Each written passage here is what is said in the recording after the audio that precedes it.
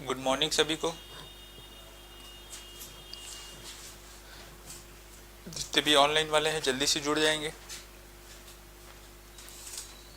और बताएंगे class audio video clear है तो जल्दी से ऑनलाइन वाले जुड़ेंगे। आपकी CGPSC अधीक्षक की क्लास यहाँ पे चालू हो चुकी है।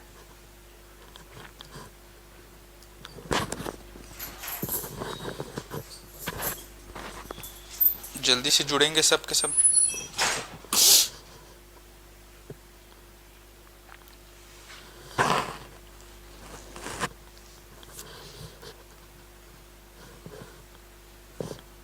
तो लास्ट क्लास में हमने क्या देखा था? CGPSC मिशन सक्षम आंगनबाड़ी जो हम टॉपिक पढ़ रहे हैं उसमें लास्ट क्लास में हमने क्या देखा था?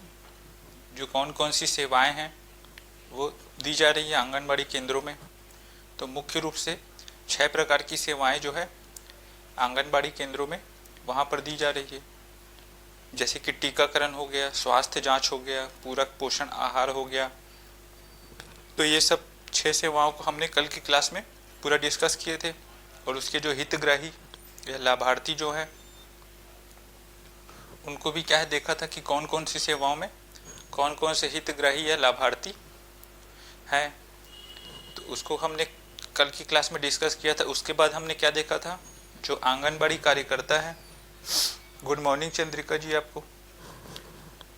उसके बाद हमने जो देखा था कि आंगनबाड़ी जो कार्यकर्ता है और जो आंगनबाड़ी जो सहायिका है उनको क्या है सरकार के द्वारा क्या है कितना वेतन और वो मिल रहा है, मतलब वेतन कितना मिलता है उनको राज्य सरकार के द्वारा और केंद्र सरकार के द्वारा।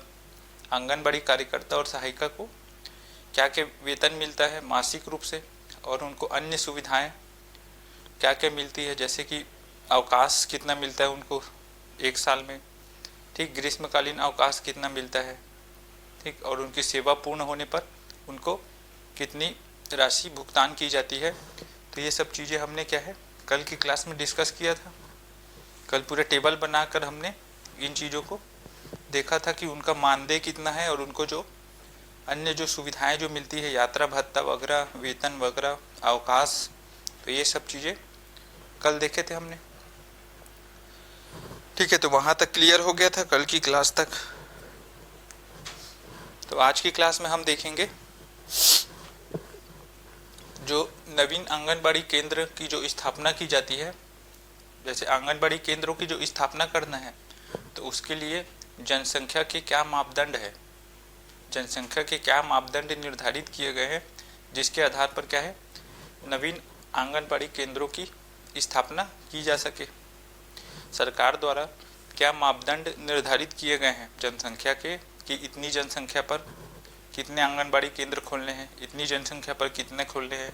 तो ये सब जो मापदंड है जनसंख्या के आधार पर, तो ये सब जो मापदंड है उसको देख लेते हैं यहाँ पर आज की क्लास में। ठीक है, जो सरकार के द्वारा निर्धारित किया गया है। ठीक है, तो उसको देखेंगे आज की क्लास में। तो क्या है हमारा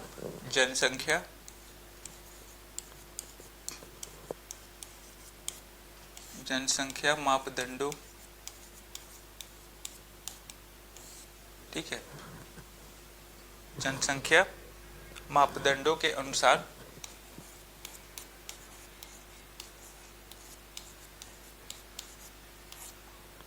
नवीन आंगनबाड़ी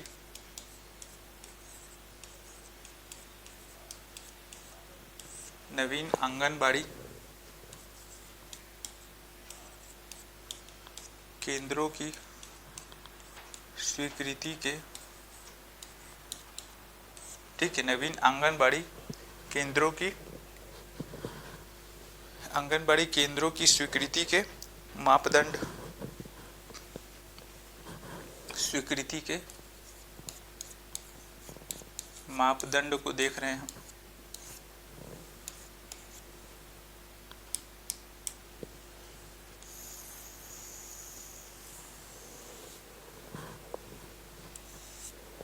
ठीक है, जनसंख्या मापदंडों के अनुसार जो है, जो सरकार द्वारा निर्धारित जनसंख्या मापदंडों के अनुसार नवीन आंगनबाड़ी केंद्रों की स्वीकृति के क्या मापदंड है, उसको देख लेते हैं यहाँ पर।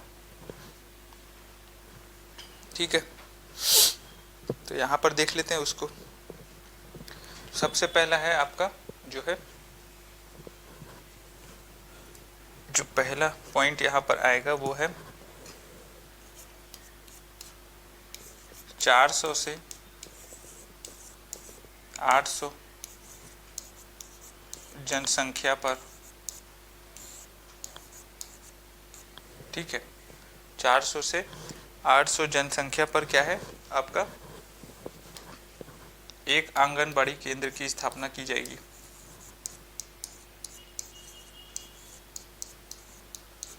एक आंगनबाड़ी केंद्र की यहाँ पर स्थापना की जाएगी।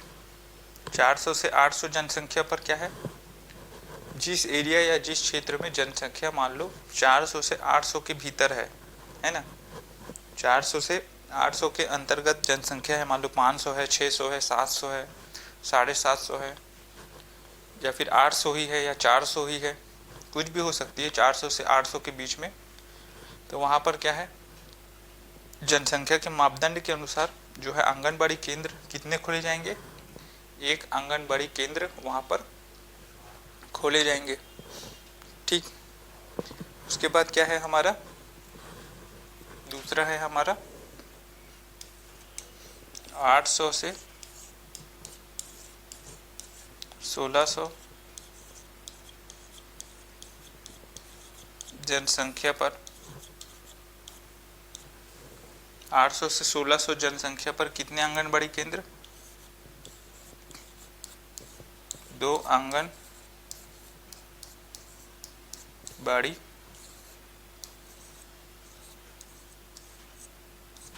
केंद्र।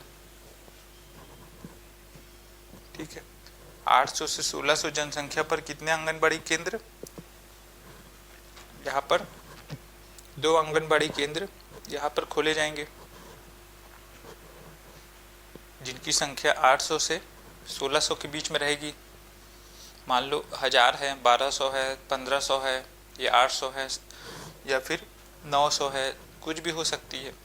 तो 800 से 1600 के बीच में जनसंख्या पर जो आंगनबाड़ी केंद्र है उनकी स्वीकृति, 2 आंगनबाड़ी केंद्रों की स्थापना की स्वीकृति यहाँ पर दी जाएगी। क्लियर है यहाँ तक, 800 से 16। उसके बाद है आपका 1600 से 2400।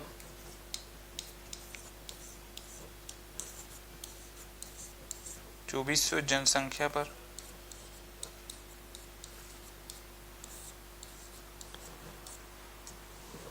1600 से 2400 जनसंख्या पर। तो इसमें क्या है आपके जो है, कितने आंगनबाड़ी केंद्र इसमें स्थापित किए जाएंगे, यहाँ पर 3 आंगनबाड़ी केंद्र।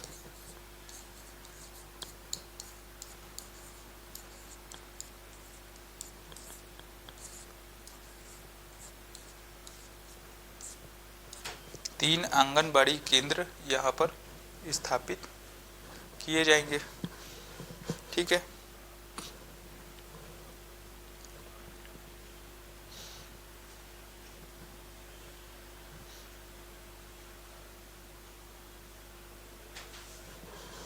तो 1600 से 2400 की जनसंख्या के बीच में अगर जनसंख्या रहेगी किसी की, तो वहाँ पर कितने आंगनबाड़ी केंद्रों की स्वीकृति यहाँ पर मिलेगी, 3 आंगनबाड़ी केंद्रों की। ठीक, यहाँ तक। ऐसे जोड़ी बनाओ करके क्वेश्चन भी आपसे पूछा जा सकता है ना एग्जाम में, ऐसी दे देगा और इसको ऊपर नीचे कर देगा। यहाँ पे जोड़ी बनाओ करके ऐसा टाइप का एग्जाम में आपसे क्वेश्चन भी पूछा जा सकता है। ठीक है, ऑब्जेक्टिव क्वेश्चन में। तो इसीलिए क्या है, आपको ये जो है इसको याद रखना है ना। 400 से 800 में कितना है, एक आंगनबाड़ी केंद्र। 800 से 1600 में कितना है, 2 आंगनबाड़ी केंद्र। और 1600 से 2400 में कितना है आपका, 3 आंगनबाड़ी केंद्र की स्थापना यहाँ पर की जाएगी। ठीक है, उसके बाद हम देखते हैं हमारा जो चौथा इसमें है पॉइंट हमारा, वो है हमारा जैसे कि मान लो आदिवासी क्षेत्र होंगे,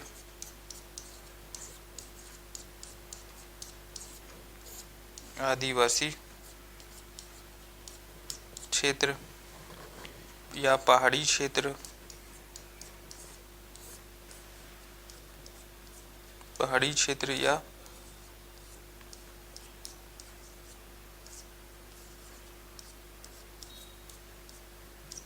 दुर्गम क्षेत्र, आदिवासी क्षेत्र या पहाड़ी क्षेत्र या दुर्गम क्षेत्र।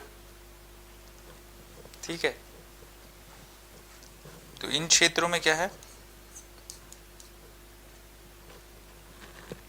300 से 800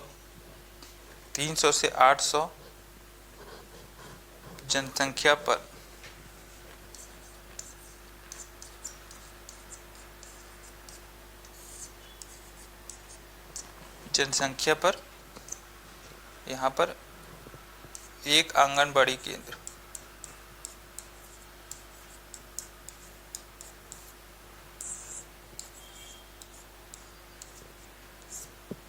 एक आंगनबाड़ी केंद्र की स्थापना यहाँ पर की जाएगी। ठीक,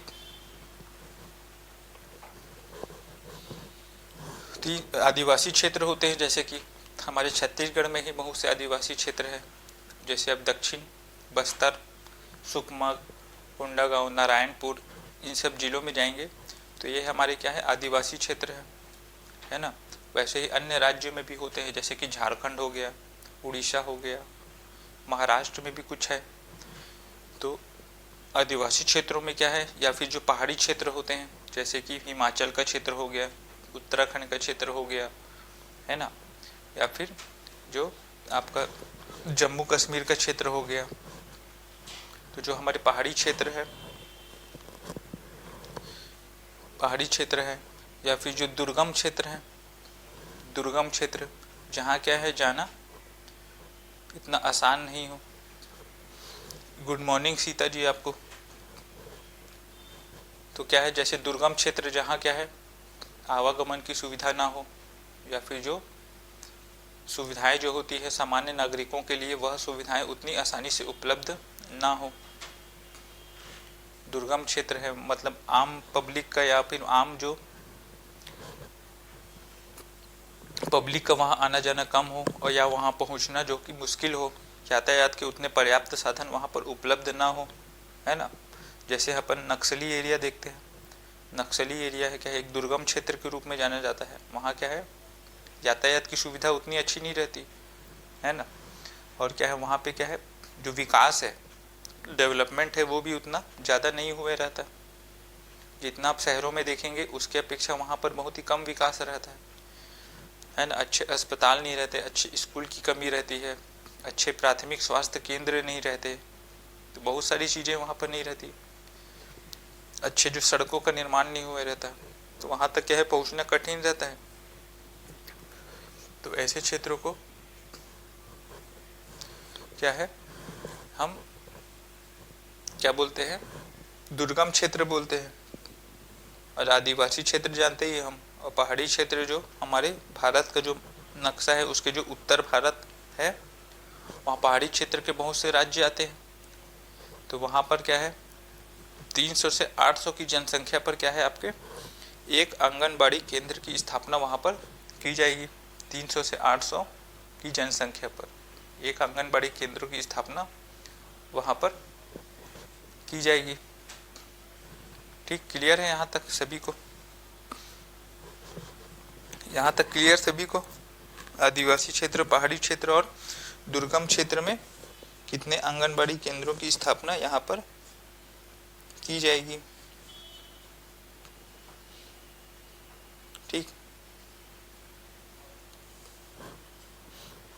ठीक है।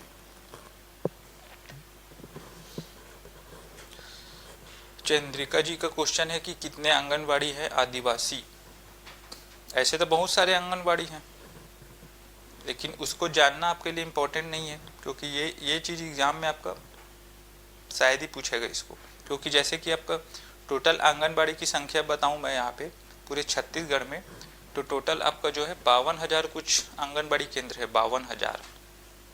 ठीक है, 52,000 कुछ आंगनबाड़ी केंद्र यहाँ पर पूरे छत्तीसगढ़ को मिलाकर, सभी जिलों को मिलाकर 52,000 कुछ आंगनबाड़ी केंद्र यहाँ पर अभी संचालित हैं।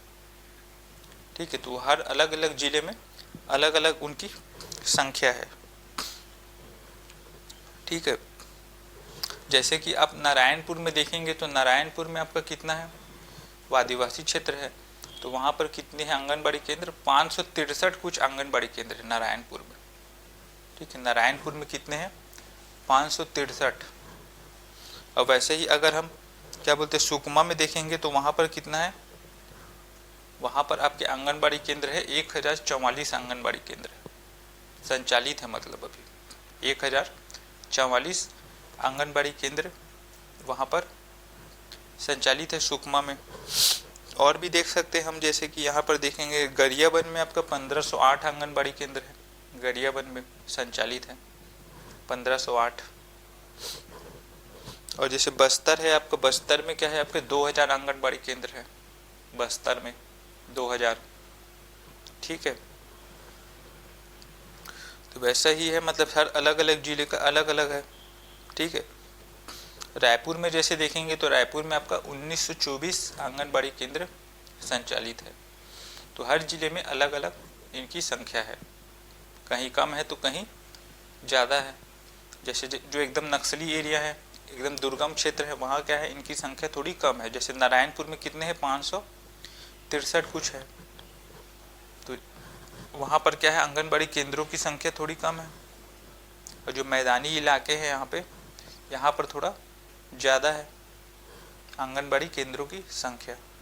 तो टोटल 52,000 के लगभग यहाँ पर पूरे छत्तीसगढ़ में आंगनबाड़ी जो केंद्र है संचालित हैं। क्लियर है यहाँ तक सभी को?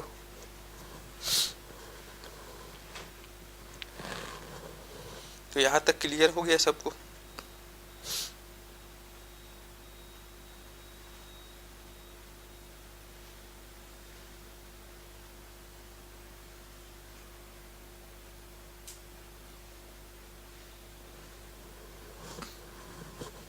उसके बाद हमारा क्या है, पांचवा क्या है हमारा,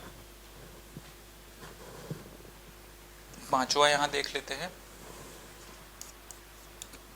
विशेष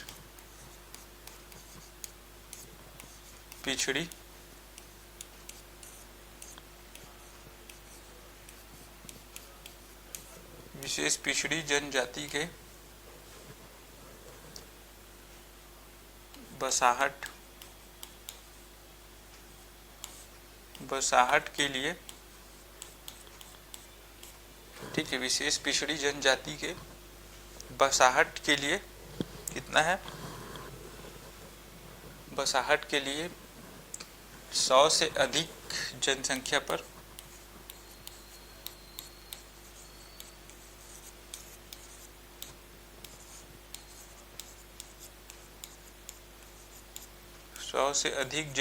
पर क्या है आपका जो है एक आंगनबाड़ी केंद्र, आंगनबाड़ी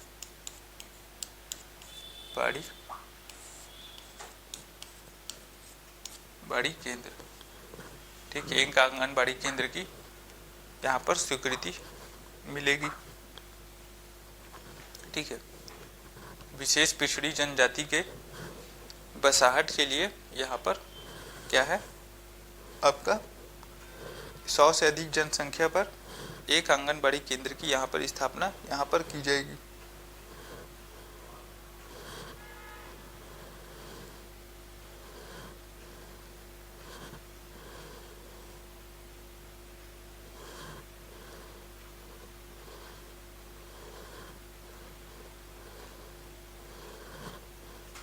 तो क्लियर है यहाँ तक, विशेष पिछड़ी जनजाति के बसाहट के लिए जैसे कि आपका विशेष पिछड़ी जनजाति कौन कौन सी होती है, जैसे कि आपकी पहाड़ी कोरवा है, जैसे अबुझमाड़ है, अबुझमाड़ जनजाति, पहाड़ी कोरवा जनजाति, कमार जनजाति, है ना।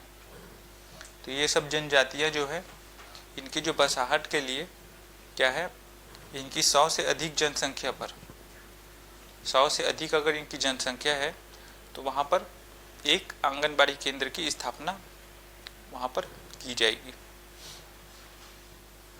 तो ये हो गया आपका जो स्वीकृति के जो मापदंड है यहाँ पर, उसको हमने यहाँ पर देखा।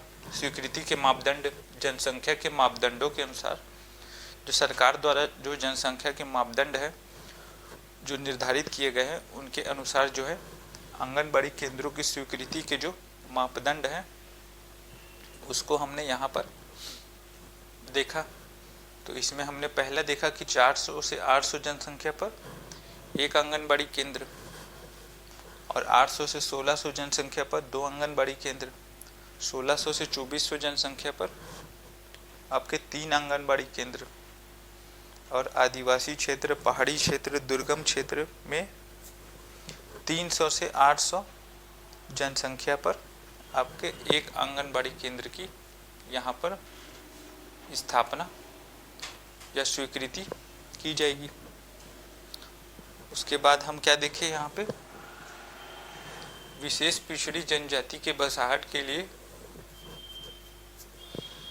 विशेष पिछड़ी जनजाति के बसाहट के लिए 100 से अधिक जनसंख्या पर एक आंगनबाड़ी केंद्र की यहाँ पर स्थापना की जाएगी। तो क्लियर है यहाँ तक सभी को कि कितने कितनी जनसंख्या पर कितने आंगनबाड़ी केंद्रों की स्वीकृति मिलेगी। ठीक है, कितनी कितनी जनसंख्या के आधार पर कितने आंगनबाड़ी केंद्रों की स्वीकृति यहाँ पर दी जाएगी, उसको हमने यहाँ पर देख लिया है इसको। और जो अलग अलग राज्यों में जो कितने आंगनबाड़ी केंद्र संचालित हैं, अलग अलग राज्य के अलग अलग जिलों में, मतलब है ना, वो भी है मतलब। तो टोटल हमारे 52,000 कुछ यहाँ पर आंगनबाड़ी केंद्र संचालित है पूरे राज्य में। तो अलग अलग जिलों में उनकी संख्या अधिक है, कहीं किसी ज़िले में अधिक है तो किसी ज़िले में कम है। वैसे इस चीज़ को यहाँ पर पूछा तो नहीं जाएगा एग्ज़ाम में, क्योंकि आप इसको याद करना इसको पॉसिबल नहीं है। हर ज़िले का आप कैसे याद कर पाएंगे, कुल 33 ज़िले हैं। ठीक है, कुल आपके जो है यहाँ पे भी वर्तमान में कितने ज़िले हैं, 33 ज़िले हैं। तो कहीं पे मान लो 2000 है, कहीं पे 1924 है, कहीं 563 है, कहीं क्या है 1200 कुछ 1262 है, ऐसा टाइप का हर ज़िले में अलग अलग है। तो ऐसा याद रखना संभव नहीं है। तो जो चीज़ें संभव नहीं है याद रखना, वो क्या है एग्ज़ाम में आने की उसकी संभावना है वो भी कम रहती है। क्लियर है?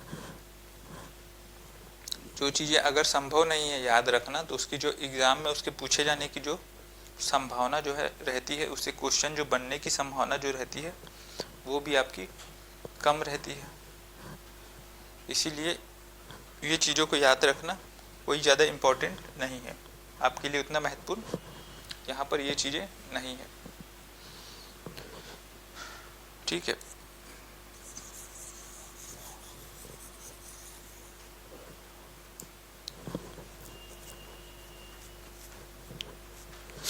तो क्लियर है यहाँ तक सभी को?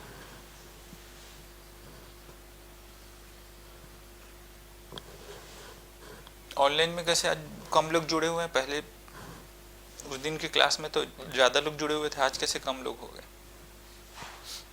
बाकी लोग क्या अभी सो के नहीं उठे? ऑनलाइन वाले ठंड में सोने का मन, उठने का मन नहीं कर रहे?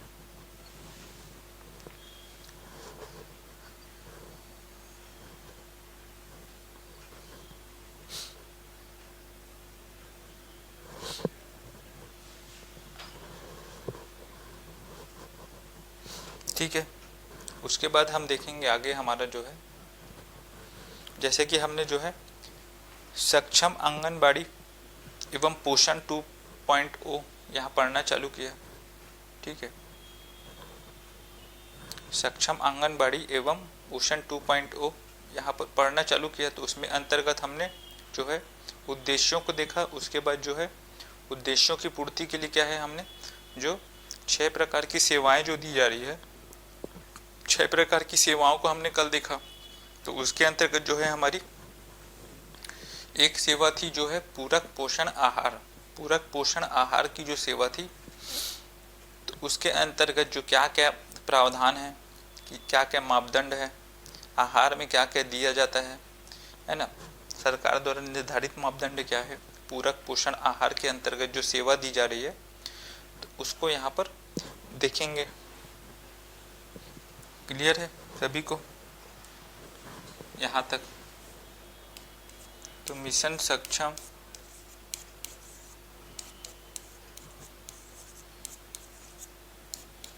आंगनबाड़ी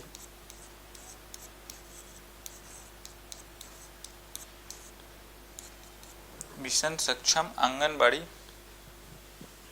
एवं पोषण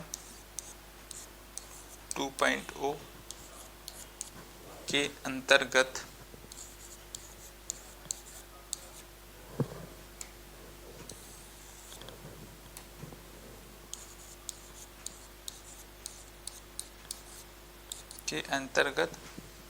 पूरक पोषण आहार की व्यवस्था।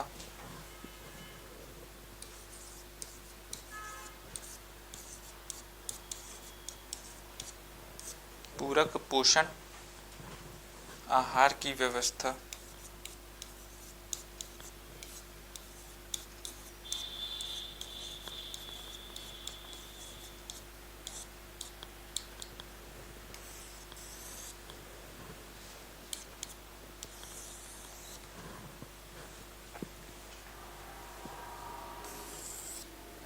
ठीक है, तो जो हमने कल 6 सेवाओं को देखा था, उसमें एक सेवा थी हमारी पूरक पोषण आहार। एक सेवा थी ना हमारी, उसमें जो 6 सेवाएं हमने देखी थी। तो पूरक पोषण आहार जो है, उस सेवा को हम यहाँ पर डिटेल में यहाँ पर समझेंगे कि पूरक पोषण आहार के अंतर्गत किस प्रकार की आहार की व्यवस्था यहाँ पर की जाती है।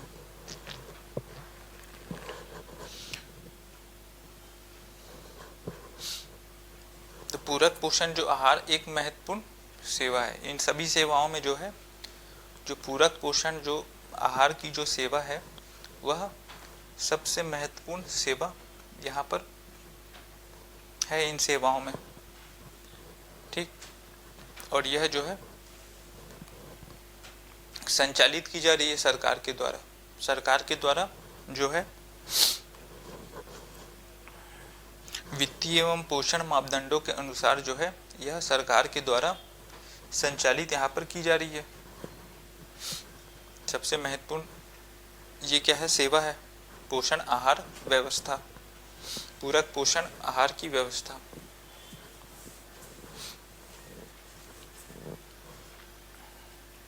ठीक है,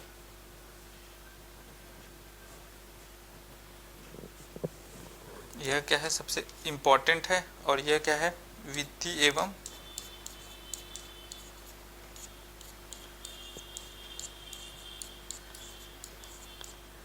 पोषण मापदंडों के अनुसार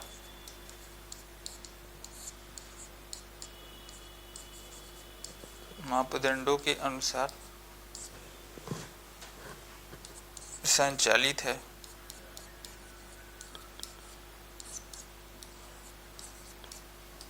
ठीक है,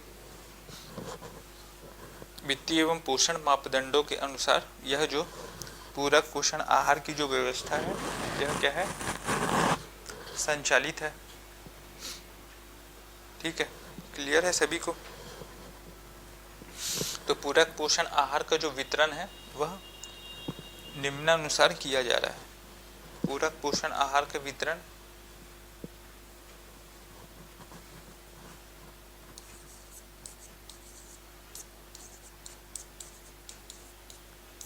पूरक पोषण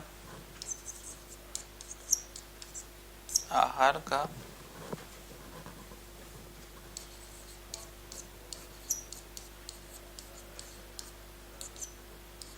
वितरण निम्ना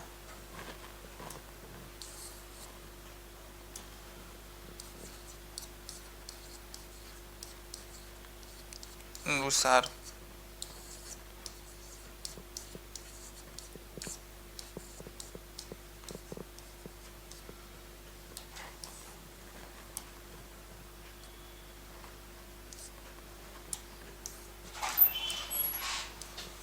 किया जा रहा है। ठीक है, निम्नानुसार किया जा रहा है, तो उसमें क्या है आपका पहला क्या है आपका जो है पहला जो इसमें वो है सुविधा जो दी जा रही है इसमें, वो है आपकी take home ration. Take home ration, take home ration के अंतर्गत क्या है इसमें गेहूं आधारित, गेहूं जो होता है गेहूं आधारित रेडी टू ईट।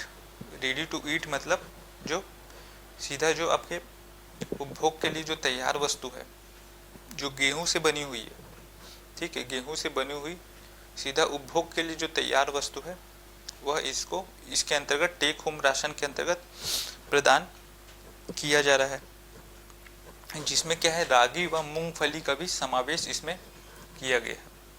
ठीक है, रागी व मूंगफली का भी समावेश इसमें किया गया है। तो टेक होम राशन इसमें पहला क्या है आपका take home ration.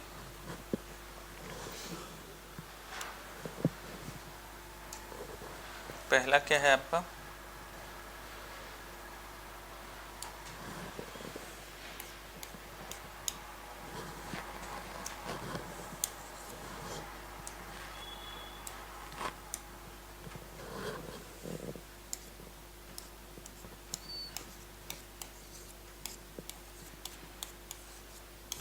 Take home ration, मतलब राशन को क्या है सीधा घर ले जा सकते हैं हम। टेक होम राशन, ठीक है।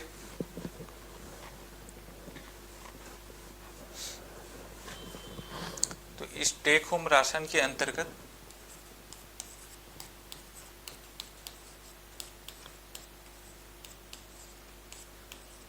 टेक होम राशन के अंतर्गत क्या है टेक होम राशन के अंतर्गत जो है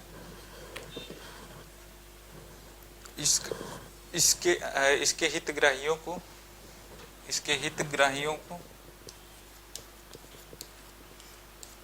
हितग्राही मतलब जो मैंने कल की क्लास में समझाया भी था, हितग्राही किसे बोलते हैं, जो लाभार्थी होते हैं।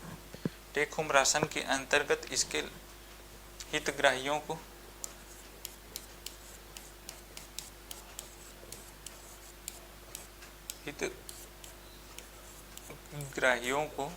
क्या है गेहूं आधारित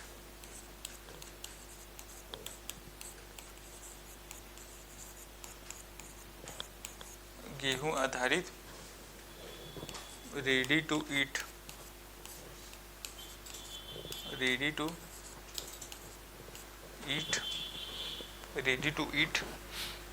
फूड प्रदान किया जा रहा है।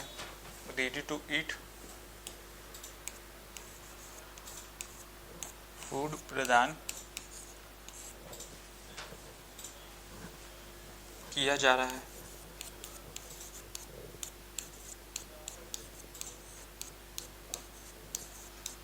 ठीक है, रेडी टू ईट फूड प्रदान किया जा रहा है। इसमें क्या है आपका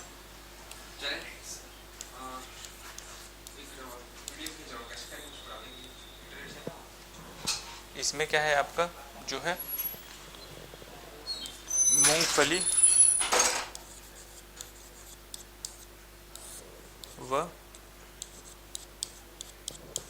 रागी का भी समावेश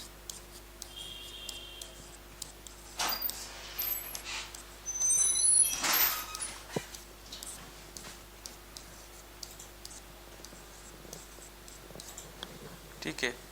इसमें मूंगफली व रागी का भी समावेश यहाँ पर किया गया है।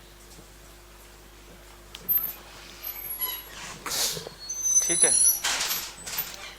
तो टेक होम राशन के अंतर्गत क्या है, जो इसके हितग्राही हैं, तो गेहूं आधारित मतलब जो गेहूं से बने जो वस्तुएं होंगी, गेहूं से बनी जो चीज़ें होंगी, जो गेहूं से बनेंगी और जो क्या है उपभोग के लिए क्या है सीधा आपकी तैयार है, रेडी टू ईट मतलब जो सीधा अपने उपभोग के लिए या खाने के लिए तुरंत तैयार है, रेडी टू ईट फूड यहाँ पर प्रदान किया जा रहा है, जो गेहूं आधारित यहाँ पर होना चाहिए टेक होम राशन के अंतर्गत। और इसमें क्या है, मूंगफली व रागी को भी इसमें शामिल किया गया है, मूंगफली व रागी का भी इसमें समावेश यहाँ पर किया गया है, मूंगफली व रागी का भी समावेश इसमें किया गया है।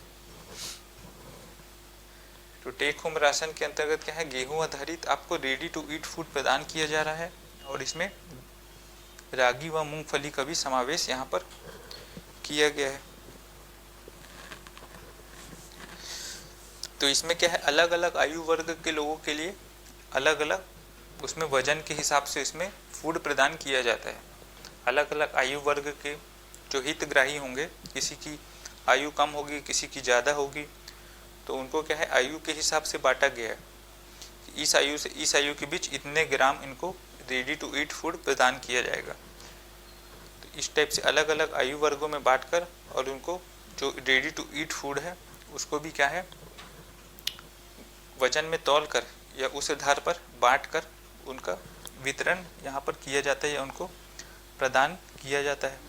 तो यहाँ पर देख लेते हैं आयु वर्ग और उनके जो है भोजन जो प्रदाय जो किया जाता है उसको यहाँ पर देख लेते हैं। ठीक है। तो आयु जो वर्ग है टेक होम राशन के अंतर्गत ही है ना, ये टेक होम राशन के अंतर्गत ही है आएगा आयु वर्ग। और यहाँ पर क्या है भोजन प्रदाय, भोजन प्रदाय। ठीक, विभिन्न आयु वर्ग के हितग्राही होंगे, एक ही उम्र तो नहीं होगी, सबकी अलग अलग उम्र होगी, तो उनको क्या है आयु वर्गों में बांटकर और उनको क्या है कितने ग्राम भोजन या रेडी टू ईट फूड प्रदान किया जाएगा उसको यहाँ पर एक बार देख लेंगे टेबल को।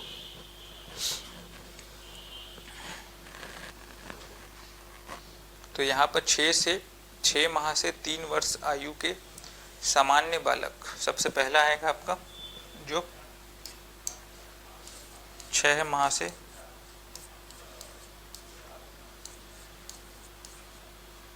3 वर्ष तक के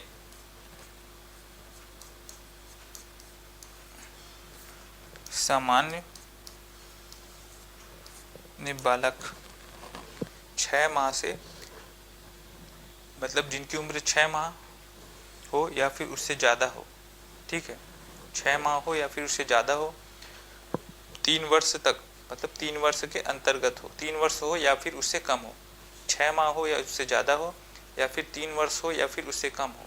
तो 6 माह से 3 वर्ष तक के जो सामान्य बालक हैं, जो सामान्य बालक जो होंगे उनको क्या है 125 ग्राम रेडी टू ईट फूड प्रदान किया जाएगा। 125 ग्राम रेडी टू ईट फूड यहाँ पर टेक होम राशन के अंतर्गत यहाँ पर प्रदान किया जाएगा सामान्य बालक को। 125 ग्राम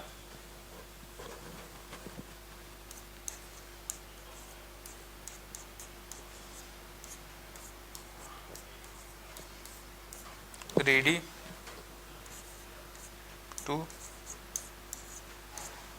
ईट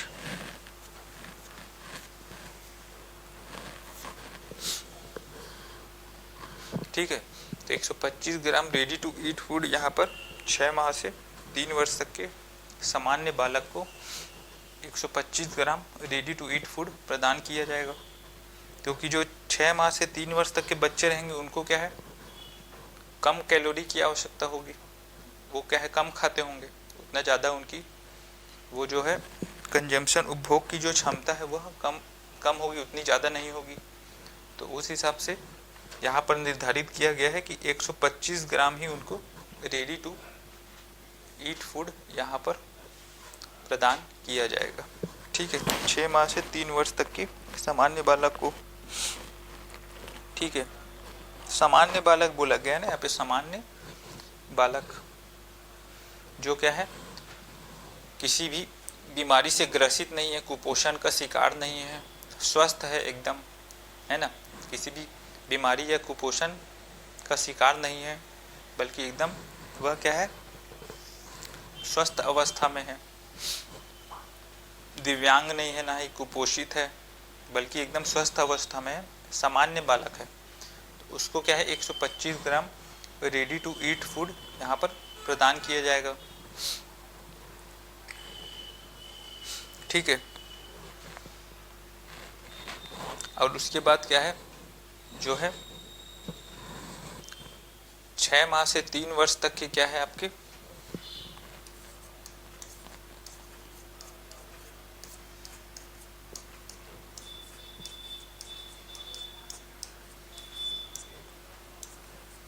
तक के गंभीर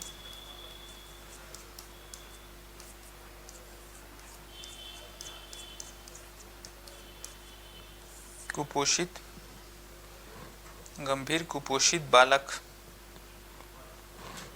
ठीक है, गंभीर कुपोषित जो बालक होंगे, ठीक है, तो उनको क्या प्रदान किया जाएगा, 200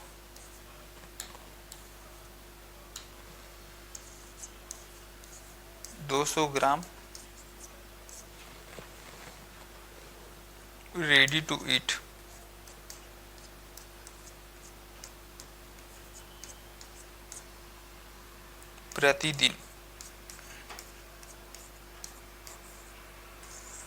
प्रतिदिन सप्ताह में 6 दिवस। ठीक है, सप्ताह में 6 दिवस उनको प्रदान यहाँ पर किया जाएगा।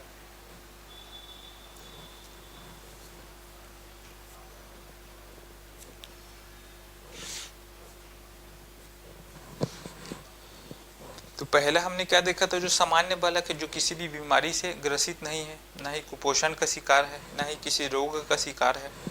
और दूसरा जो है हमारे 6 माह से 3 वर्ष तक के जो गंभीर कुपोषित बालक हैं, जो क्या है कुपोषण का शिकार हो चुके हैं, है ना, अच्छा आहार या संतुलित आहार न मिलने के कारण वो जो है कुपोषण का शिकार पहले ही हो चुके हैं। तो गंभीर कुपोषित बालक यहाँ पर लिखा गया है। तो उनको क्या है, ज़्यादा कैलोरी या ज़्यादा विटामिन या ज़्यादा भोजन की आवश्यकता होगी, क्योंकि पहले से ही वह कुपोषण का शिकार है। उनको उच्च पोषण युक्त भोजन शुरुआत में नहीं मिल पाया है, जिससे क्या है वे कुपोषण का शिकार पहले ही हो चुके हैं। तो उनको क्या है यहाँ पर क्या निर्धारित किया गया है, 200 ग्राम रेडी टू ईट फूड उनको प्रतिदिन दिया जाएगा, सप्ताह में 6 दिनों तक। सप्ताह में 6 दिनों तक प्रतिदिन उनको 200 ग्राम रेडी टू ईट फूड यहाँ पर उपलब्ध कराया जाएगा, टेक होम राशन के अंतर्गत। ठीक है, यहाँ तक क्लियर है सभी को। सामान्य बालक को जैसे कि 125 ग्राम कम कैलोरी की उसको आवश्यकता होगी, क्योंकि वह फिट है, एकदम स्वस्थ है वह बालक, ना ही कुपोषण का शिकार है, ना ही किसी रोग से ग्रसित है। और जो दूसरा है आपका जो गंभीर कुपोषित बालक है, जो कुपोषण का शिकार है, मतलब उसको जो पोषण का जो जरूरत रहती है उसको वह मिल नहीं पाया है, कुपोषण की जो जरूरत है। तो गंभीर कुपोषित बालक जो है उसको क्या है 200 ग्राम रेडी टू ईट फूड प्रतिदिन यहाँ पर दिया जाएगा, सप्ताह में 6 दिनों के लिए। सप्ताह में 6 दिनों के लिए प्रतिदिन क्या है उसको रेडी टू ईट फूड यहाँ पर प्रदान किया जाएगा।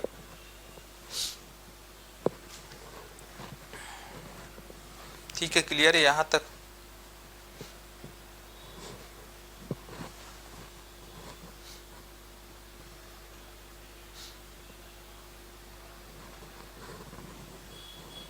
उसके बाद हमारा तीसरा इसमें जो आयु वर्ग है वो है आपका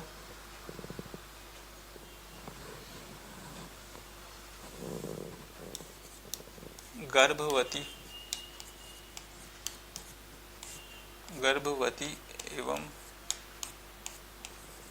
शिशुवती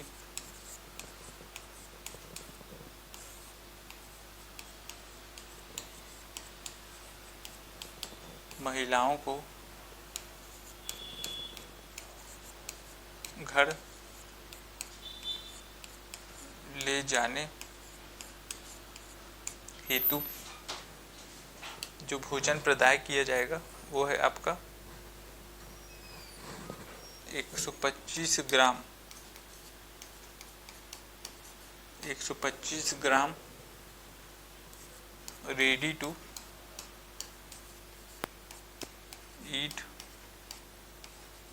फूड प्रतिदिन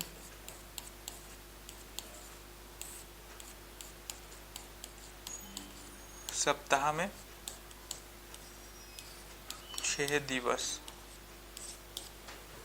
ठीक है, सप्ताह में 6 दिवस।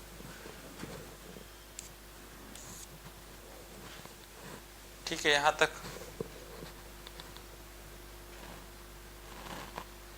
सप्ताह में 6 दिवस।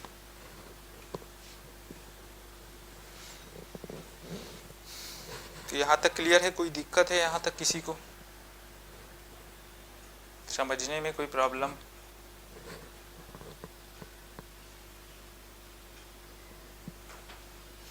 तो यहाँ पर जो गर्भवती एवं शिशुवती जो महिलाएं होंगी, तीसरा आयु वर्ग जो हमारा है, गर्भवती एवं शिशुवती महिलाओं को घर ले जाने हेतु क्या है, 125 ग्राम रेडी टू ईट फूड, 125 ग्राम क्या है, रेडी टू ईट फूड यहाँ पे प्रतिदिन के हिसाब से सप्ताह में 6 दिनों तक उनको प्रदान किया जाएगा। ठीक है, सप्ताह में 6 दिनों तक उनको प्रदान किया जाएगा।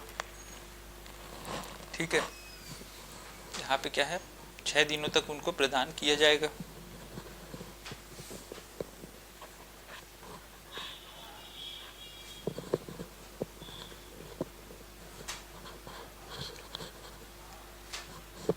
ठीक है, 6 दिनों तक उनको क्या है, यहाँ पर प्रतिदिन बोला है मतलब 6 दिवस तक। ठीक है, सप्ताह के 6 दिवस तक उनको 125 ग्राम रेडी टू ईट फूड यहाँ पर प्रदान किया जाएगा गर्भवती एवं शिशुवती महिलाओं को घर ले जाने हेतु, टेक होम राशन के अंतर्गत। ठीक है, क्लियर है यहाँ तक सभी को? यहाँ तक क्लियर है कि सभी को?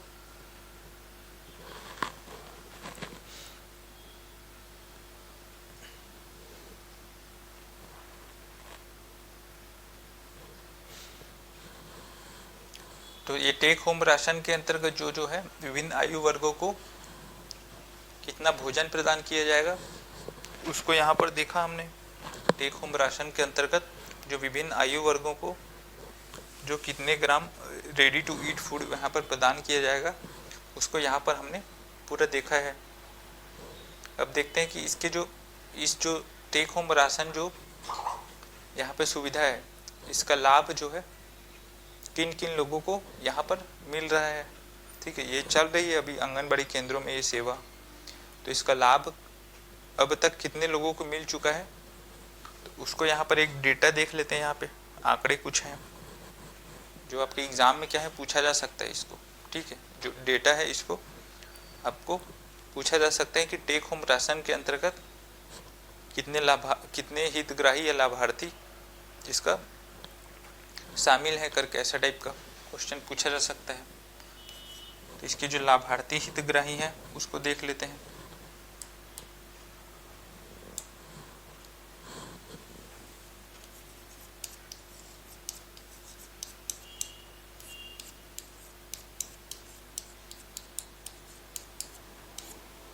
इसके कुछ डेटा को देख लेते हैं यहाँ पे डेटा। ठीक है, पूरक पोषण आहार कार्यक्रम के अंतर्गत जो है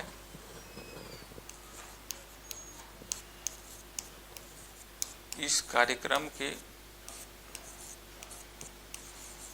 अंतर्गत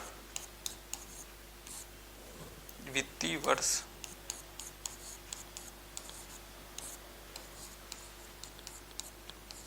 2024-25 में लगभग वित्तीय वर्ष 2024-25 में लगभग 23.74 लाख हितग्राहियों को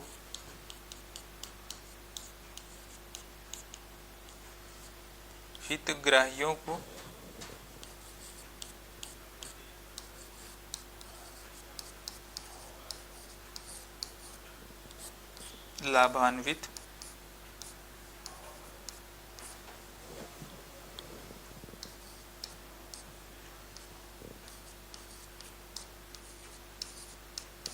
किया जा रहा है। ठीक है,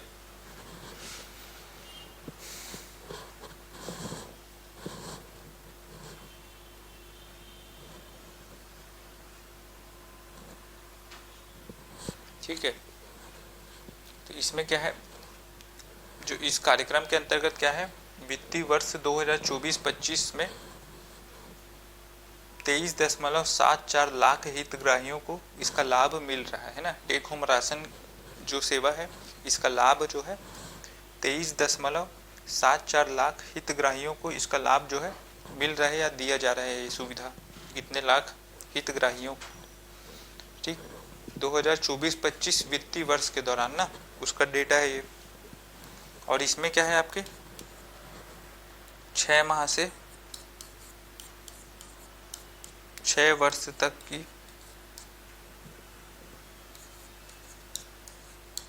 के बच्चे, 6 माह से 6 वर्ष तक के बच्चे एवं गर्भवती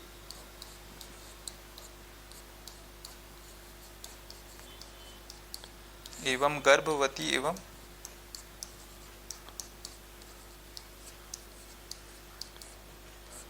शिशुवती महिलाएं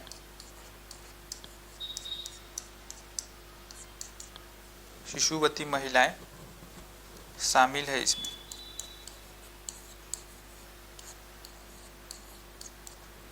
ठीक है, 6 माह से 6 वर्ष तक के बच्चे एवं गर्भवती एवं शिशुवती महिलाएं, इन जो 23.74 लाख हितग्राही है उसमें हितग्राहियों के रूप में शामिल है 2024-25 के वित्तीय वर्ष के दौरान। ठीक है, तो ये आपका एक आंकड़ा है। ठीक है,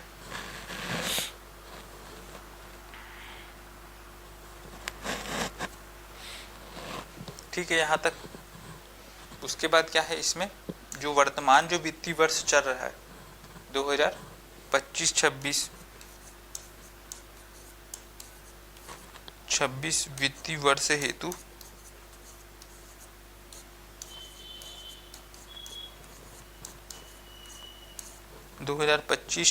वित्तीय वर्ष हेतु इस योजना हेतु वित्तीय वर्ष में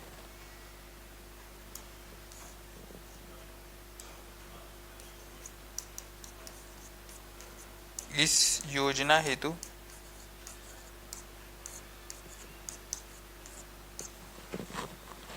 ₹700 करोड़ का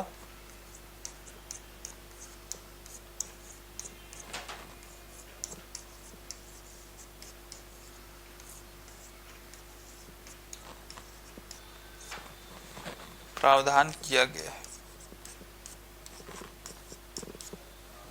ठीक है, ये इम्पोर्टेंट है आपके लिए बहुत।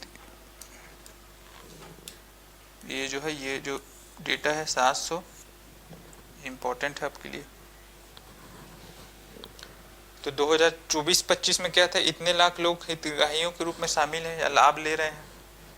ठीक, और जो क्या है 2025-26 में क्या है आपका, जो अभी जो वर्तमान में वित्तीय वर्ष चल रहा है उसमें इस योजना हेतु 700 करोड़ रुपए का प्रावधान सरकार के द्वारा यहाँ पर किया गया। सरकार के द्वारा जो है 700 करोड़ रुपए का प्रावधान यहाँ पर इस योजना हेतु यहाँ पर किया गया 2025-26 के वित्तीय वर्ष में। तो ये कुछ डेटा या आंकड़े थे इस टेक होम राशन जो सेवा है या सुविधा है उसके अंतर्गत जो आंकड़े हैं, ये कुछ आंकड़े हमारे सामने हैं। ठीक है, यहाँ तक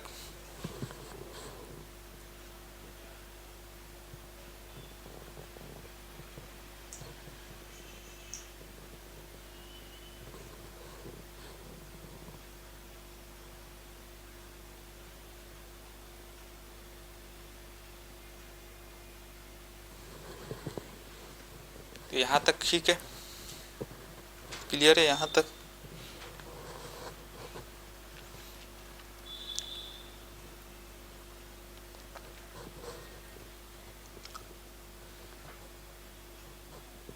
तो आज की क्लास में हमने क्या क्या डिस्कस किया यहाँ पे जो है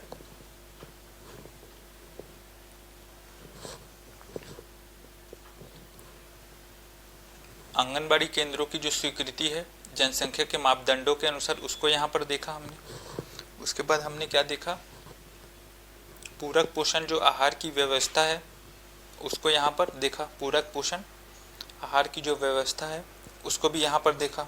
जो 6 सेवाओं में से एक जो सेवा है आपकी पूरक पोषण आहार की जो सेवा है, जो सबसे महत्वपूर्ण सेवा है, उसको यहाँ पर हमने देखा। ठीक है, उसके बाद हमने क्या देखा,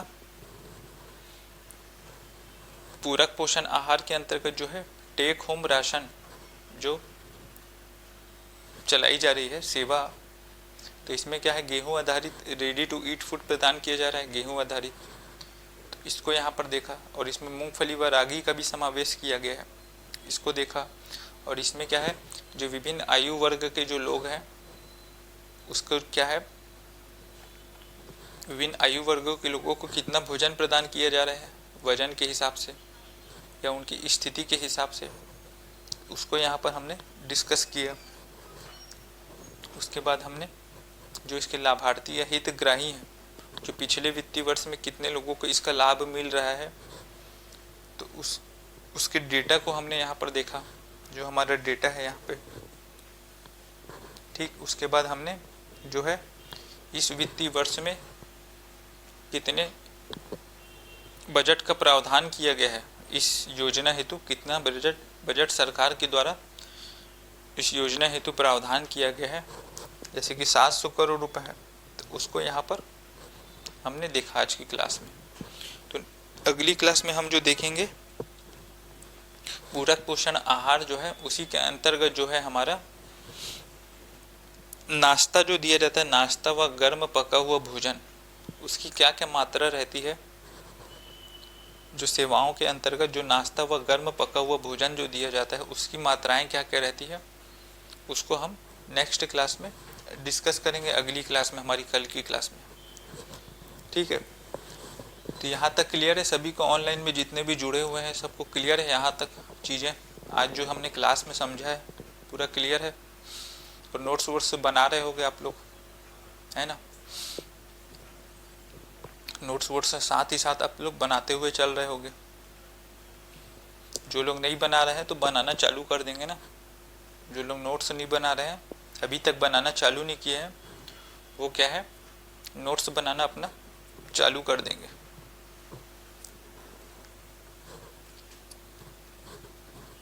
पिछली क्लासेस का देखकर आप क्या है नोट्स बनाना या अपने नोट्स को अपडेट कर सकते हैं।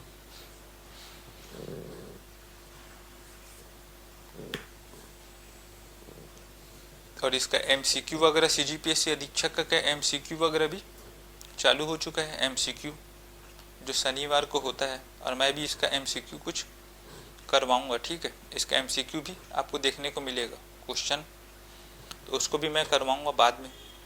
और अभी कुछ अधिनियम वधिनियम का शायद MCQ चालू हो चुका है, तो उसको भी आप लोग को सॉल्व करते रहना है, ठीक है। तो अगला टॉपिक जो है हम कल की क्लास में डिस्कस करेंगे, तो आज की क्लास में यहीं तक रखते हैं फिर। तो थैंक यू सभी को ऑनलाइन में जुड़ने के लिए, आप सभी को।